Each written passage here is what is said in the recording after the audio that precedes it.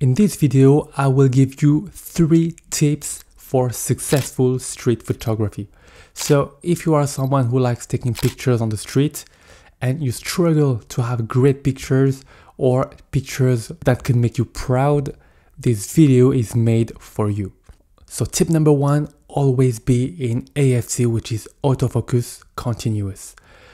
Why do I say that? Simply because on the street, depending on what you will photograph, generally things are on movements. So if you photograph cars, people walking on the streets, animals on the streets, whatever you photograph on the streets, generally you need to count on AFC. Simply because AFC is the mode of the focus where it constantly recalculates all the time. Meaning that if you make the focus on one subject, one specific subject, and that subject moves towards you or on the other side, the fact that you are on AFC mode will allow your camera to constantly recalculate the focus to keep the subject in the focus, to keep it sharp, okay?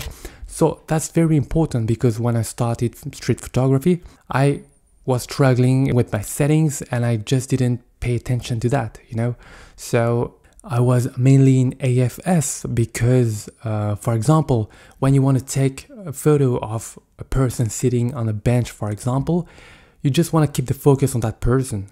So the thing is that if you are in AFC in that situation can be a problem because if there are people between you and the subject, the focus will be recalculated to put the sharpness on the people going around, So it will recalculate all the time. So it's not what we are looking for. We just want to keep the focus on the person sitting on a bench. So in that case, AFS is recommended. So now, why do I recommend you to be in AFC?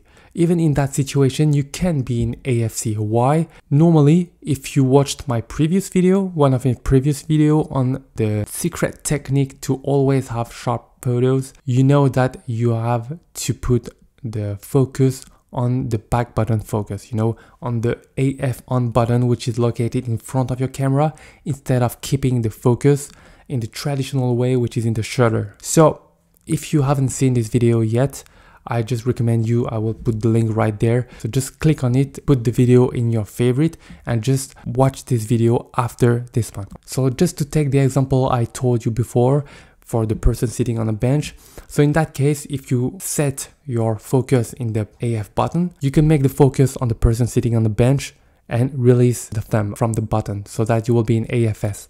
And if the subject is moving or you need to be in AFC, you just press and keep pressing your thumb in the AF button. Okay, so it's very simple. So most of the time you need to be in AFC, and believe me, if you have some problem of blurry pictures or that the person is not in the focus, that may be the main reason. Second tip is to have a shutter speed at least equal to 1/250 of a second. Why? Because everything is moving on the street and you need to keep a certain level of shutter speed in order to keep everything sharp. If something is moving and your shutter speed is too slow, you will undoubtedly have motion blur. So there is 2 types of motion blur you need to take into account. You have the motion blur coming from the photographer. So when you press on the shutter, there is like a micro movement which causes blur. Okay, if your shutter speed is too slow. So what I recommend in this case is to apply the focal rule, which is very simple. So your shutter speed needs to be equal at least at the focal length you have times 2. Generally, just the focal length you have is totally enough. For example, you have a 50mm lens. You need to be at least at 1/50 of a second if you are in a full frame camera. If you have an APS-C sensor, there is a crop factor of 1.5 times. So you just need to be at least at 2 times your focal length. For example, you have a 50mm lens, you need to be at least at 1/100 of a second. Okay, that's the main rule. That's what you need to keep in mind. And that's what you should always apply if you don't want any blurry pictures coming from the photographer. So that's the rule to respect. And the other type of motion blur that can happen in photography is the motion blur coming from the subject. So this one is the most common. So you just need to take into account how fast is the subject, how fast he is moving. The faster he's moving, the higher needs to be your shutter speed. Okay, that's totally logical.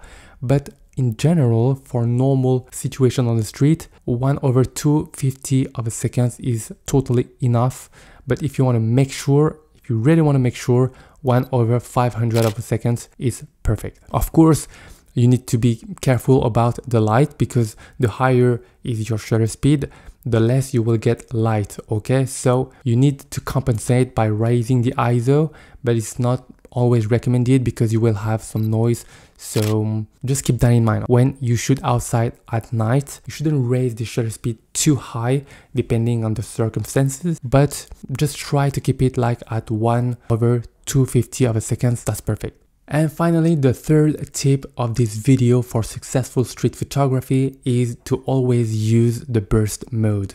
Why do you need to use the burst mode? Because you should know that the more you press on the shutter, the more you cause movement, like micro movement to the camera, and then it can cause very little micro movement and so blurry pictures. Especially when you shoot people in action, people walking, people running, bikers, cars, everything that is moving, you need to use the burst mode so that you can always choose the right pictures at the end, you know? So there is something that is also very common. When you take a picture of people on the streets, for example, it rarely happens that people just close their eyes at the moment you take the picture. It happens to me a lot of time. So when you take the picture of a person in a bike, for example, and that this person has closed eyes when you look at the pictures, once you are at home in front of your computer, it's too late. You cannot recover it. So to make sure you have the perfect facial expressions, the perfect gesture, and the photo you wanted to take at that precise moment, you need to use the burst mode so that at the end, even if you take more photos, you will have the choice. Okay, and that's the most important thing. So that's what I wanted to say in this video. If you find it helpful, leave a big thumbs up and subscribe to my channel, because my goal is to make you become a better photographer and filmmaker. And if it's not done yet, I recommend you to click in the first link in the description to download your guide on exposure triangle, which is essential.